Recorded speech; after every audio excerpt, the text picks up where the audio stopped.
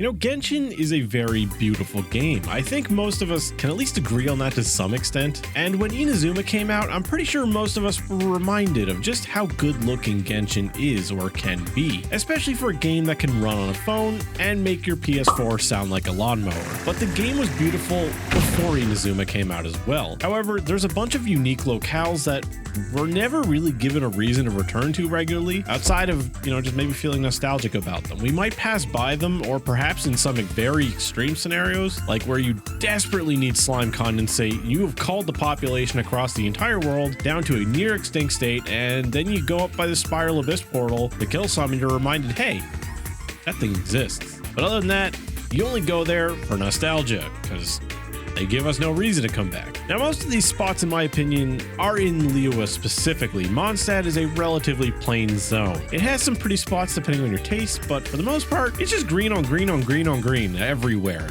And the few places that are special, like Wolvendom or Stormterry's lair, do at least have some kind of reason to come back, like some elites, although there's not many, mining, crystal flies. Very rarely, if you want like some ascension materials. We do have good places like Dawn Winery, which has a crystal fly infestation, Dodalpa being littered with Quiwa wood trees, and has a couple dailies there. Oh, and I'm not counting Mondstadt and Liyue bounties anymore as a valid reason to return, because if you're masochistic enough to go back to sniffing for elemental clues leading to a bounty target, which might just end up being a ruin hunter that's going to fly up into the air for eternity because you forgot to bring a bow character instead of just walking up and killing an Inazuma bounty target, I don't think you even have the emotions required to find things beautiful, and I bet you also use light mode Discord. Oh god, it's hideous.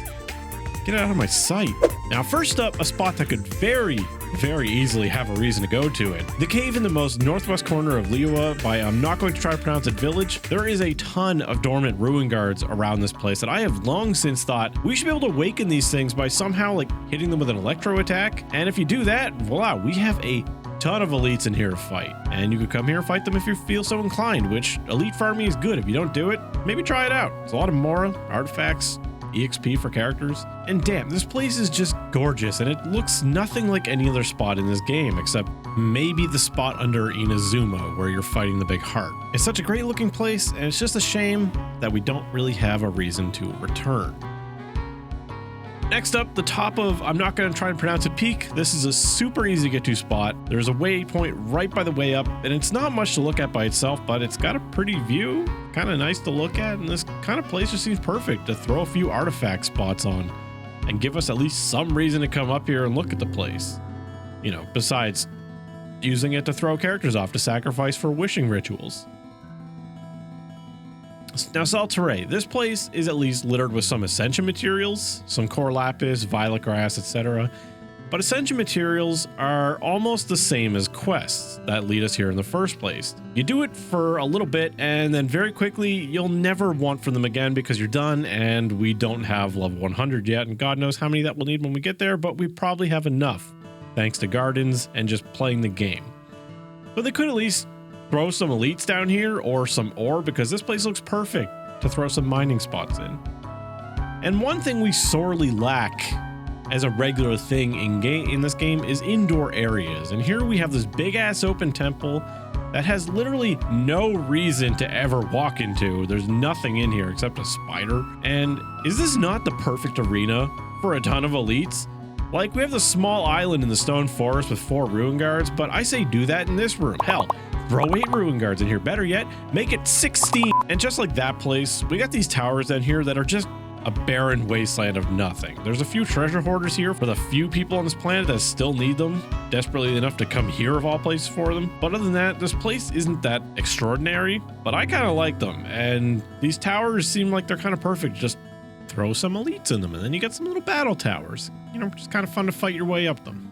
Now, there are tons of spots in this game that already do this. Like I said, Stormterry's lair, mining, elites, some ascension materials, whatever, but mostly elites, dailies, other stuff like that. Wolvendom has mining. You gotta run to it to get to a boss. Dawn Winery, infested with crystal flies. You can go to Windrise here if you want even more crystal flies after Dawn Winery. You can go to the Falcon Coast if you want to get like 30 crabs. If you're a masochist who likes wasting time, you can run all the way up to Thousand Winds Temple to kill a single ruin guard, but that's basically all that's there except for some Cecilio on the border of it.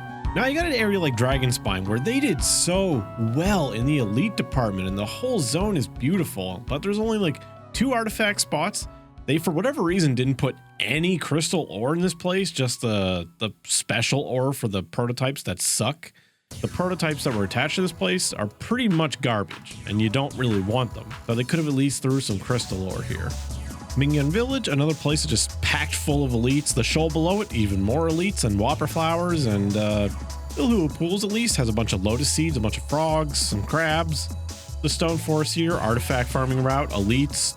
A lot of these points of interest, they didn't become some very lucrative place to visit over and over again, but they at least got like a couple elites or something. And if you're looking for specific materials for a weapon, you might come here. Or if you're doing an elite farming route, you'll definitely come here.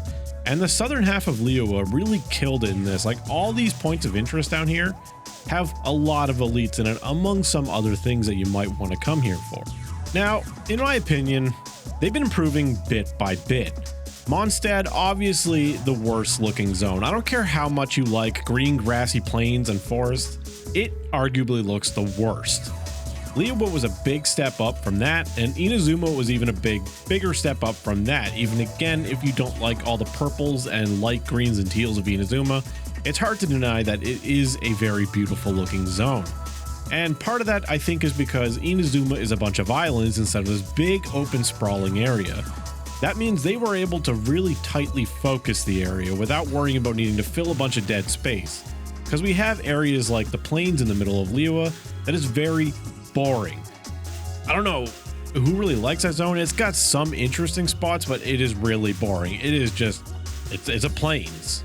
It's nothing else to say, really. And despite the fact that I'm sitting here offering solutions to some of these areas, like throwing artifacts, throwing elites, whatever, or I don't expect it to change, and I don't really care if it does or doesn't. We can go back there anytime we want to look at them if we really do want to be like, oh, look, they're pretty, but it would be nice to have a reason to go there. But I'm really just excited to see how they step up their game again when Sumeru comes, or if the Chasm comes before that, because they've been improving so much, not only in the density of the world, but also just the overall quality of all the textures and all the set pieces, whatever. It just keeps getting more and more epic looking. I just hope that one day, we get a dense forest or a jungle or like a swamp, maybe a desert, maybe, well, definitely I hope we get a more expansive snowy area than Dragonspine, because as great as Dragonspine is, it is very, very small. And honestly, you're done with it in like less than a day. And then you really never go back aside from elites. However, we'll almost definitely get a more expansive area when Snezhnaya comes, like 5 years from now, when we have the 30th child rerun. And that's really all I had to say about this. I really just wanted to take a moment to appreciate some of the more forgotten areas in Genshin and just overall talk about how beautiful the game is, because everyone always focuses on the negative of Genshin, what they want to improve, and instead of talking about what they've done so well, they've given us a AAA quality game that is about, most people would say it's as good as Breath of the Wild or way better. I would say better. And it's free, regardless of the banner system. I would love to hear what your favorite areas are in the comments below. Maybe it's a forgotten area, maybe it's somewhere we actually go. Either way, I'm interested. Thanks for watching, and I will see you guys in the next one. Freeze to the core!